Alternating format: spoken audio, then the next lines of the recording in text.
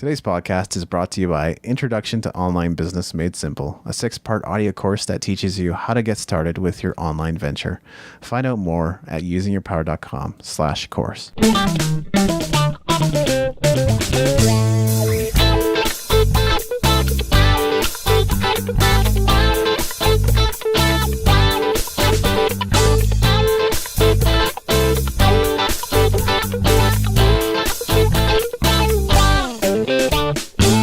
Thanks for joining Using Your Power. My name is Maveen, Kaura. And I'm David Wiebe. Hey, David, how's it going? Great, man. I'm powered up. Nicely done. So what are we talking about today? How to be an awesome podcast host. And where did that come from? Well, I think it actually came from you, Mav, although I did suggest that we actually go ahead and do it. I think we even had the idea to do maybe in the future, right? Like as a comedic episode, we'll do one where we'll do all the things you're not supposed to do as a podcast host. But I think both you and I have listened to enough podcasts to where we've heard people just go incessantly, yeah, It's like, no, we assume you're listening, so no need to say every 2 seconds or every 2 seconds. You can't assume that they're listening. Sometimes people just tune right out. Yeah, maybe. We hope you're listening if you're the host or if you are the guest on that podcast. So that's probably one of those things not to do, but... Absolutely. And one of the reasons I think we kind of brought this up too as well, we are also, podcasting together. We are kind of hosting this show together. So There's things that we can definitely learn that we haven't maybe done already, or we can just bring to the forefront for ourselves. So this episode is just not only great for our listener, but it's also going to be great for us to kind of re-understand what we are doing and what we aren't doing, so we can get back on track for the next, 50 plus episodes or 100 episodes or 200 episodes. Yeah, exactly. We get a chance to share what we're learning.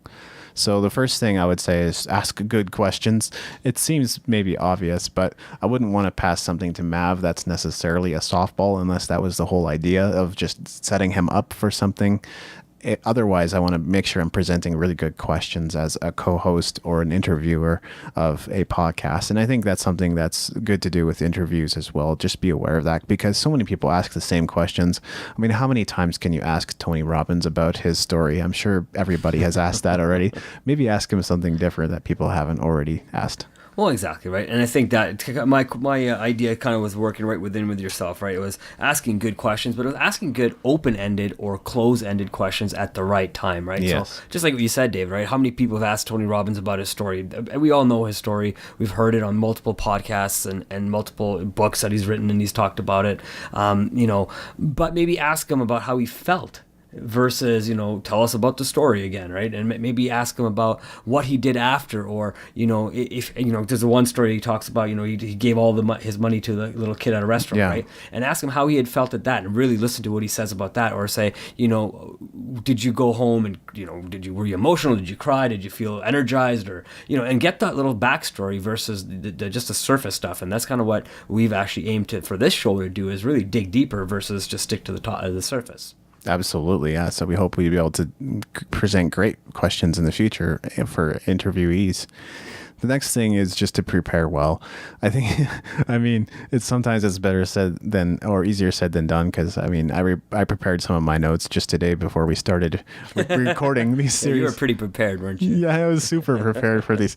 At least we had the titles, so I had some time to stew on it and think about it before we did. I think it's good to be prepared well for interviews. It doesn't mean you need to do extensive or tons of research on that person necessarily, because you might have a pretty good reason for interviewing that person and bringing them onto your show in the first place, and that might actually make your questions even more standard or canned than they should be. So preparing well can mean different things to different people, and sometimes it means making great notes and bullet points before they're starting to record, especially on a solo episode. I think that's generally a really good idea. It could mean making a list of questions for your guest.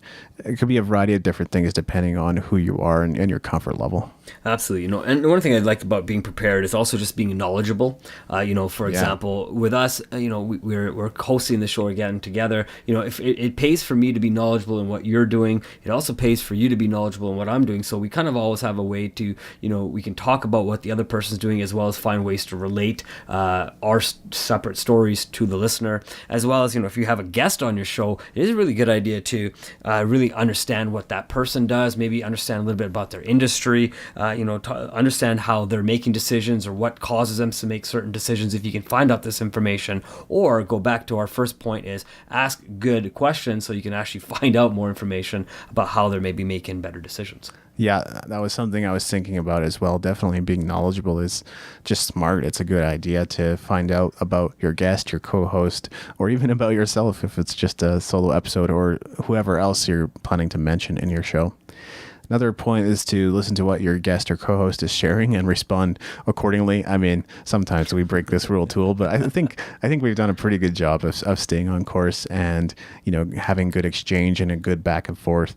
So be sure to listen. It's easy to tune out sometimes just because maybe you've interviewed 200 people and you've done it back to back for months and you're just used to doing that by now, but you might still be surprised. And we always need to go back to that beginner's mindset, at least believe that we don't even know anything. Just go back to that and pretend like you don't know anything and be fascinated by your guest, because otherwise that's just going to come across that you're bored. Yeah, for sure. And, one of the things I like about what you're saying, David, is really just anticipating what you believe your host or your guest will say according to the questions that you've already asked them.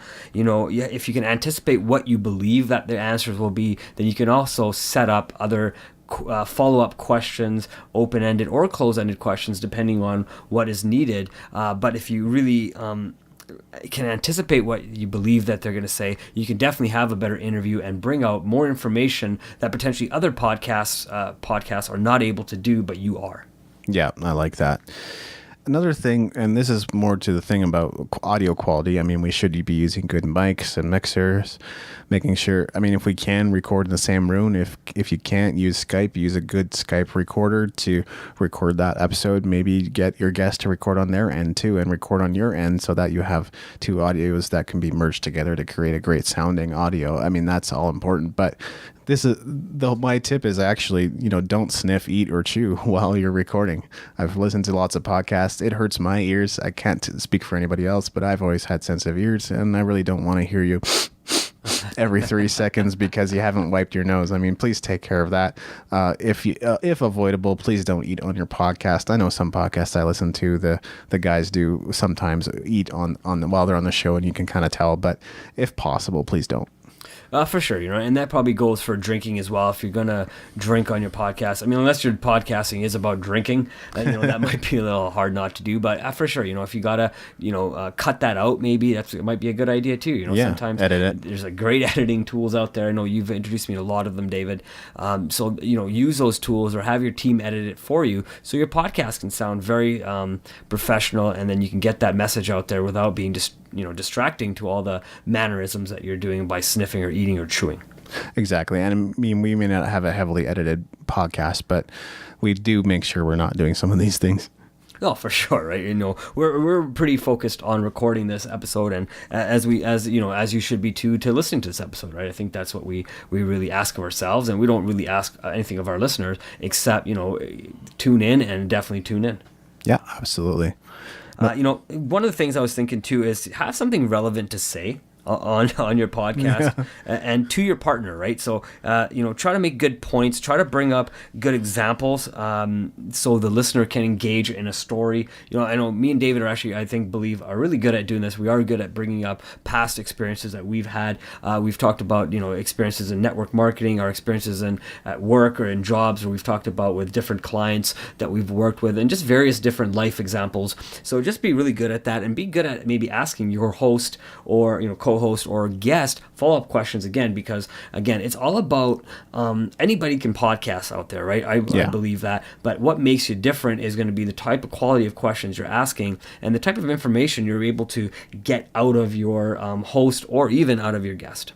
Yeah, and to your point, people love examples, right? And I think that's one of the reasons we do fairly well with connecting with people on this podcast is we do try to share real life examples of what's happening in our life and how it applies to us. Another point is to be enthusiastic and bring the best version of yourself to the show.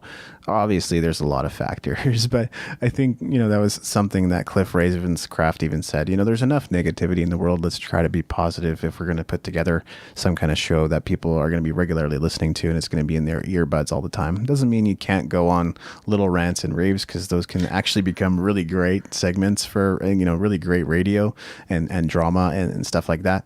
And so, don't censor yourself or anything, but try to bring the best version of yourself. Obviously, it depends on the day that you've had. Maybe just try recording at a different time if you're not feeling it in the moment, or just adjust what it is that you're going to say in that podcast episode. I like what you said, David, about the ranting and raving, right? Sometimes even though if you may go on a rant and a rave, the nice thing about it is it can give you an idea for another podcast that you can put out, another show that you can put out that maybe explores that, and then you have an opportunity to bring somebody in who maybe is an expert in whatever you're, ranting and raving about, or you can bring in somebody who has the exact opposite viewpoint of that and really have a really in-depth conversation and discussion with somebody, and that could end up maybe being one of your best shows, and it's all just based on maybe something that's frustrating you.